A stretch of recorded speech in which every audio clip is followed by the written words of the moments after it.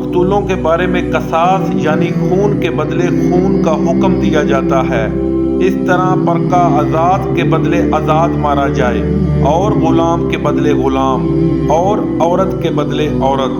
اور اگر قاتل کو اس کے مقتول بھائی کے قصاص میں سے کچھ معاف کر دیا جائے، وارث مقتول کو پسندیدہ طریق سے قرارداد کی پیروی یعنی مطالبہ خون بہا کرنا اور قاتل کو خوشخوئی کے ساتھ ادا کرنا چاہیے۔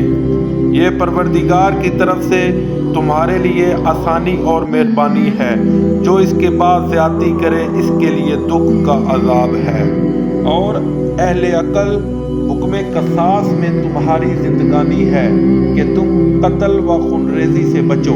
تم پر فرض کیا جاتا ہے کہ جب تم میں سے کسی کو موت کا وقت آ جائے تو اگر وہ کچھ مال چھوڑ جانے والا ہو تو ماں باپ اور رشتہ داروں کے لیے دستور کے مطابق وصیت کر جائے۔ اللہ سے ڈرنے والوں پر یہ ایک حق ہے۔ جو شخص وصیت کو سننے کے بعد بدل ڈالے تو اس کے بدلنے کا گناہ انہی لوگوں پر ہے جو اس کو بدلیں، اور بے شک اللہ سنتا جانتا ہے۔ اگر کسی کو وصیت کرنے والے کی طرف سے کسی وارث کی طرفداری یا حق تلفی کا اندیشہ ہو تو اگر وہ وصیت کو بدل کر وارثوں میں صلح کرا دے تو اس پر کچھ گناہ نہیں، بے شک اللہ بخشنے والا اور رحم والا ہے۔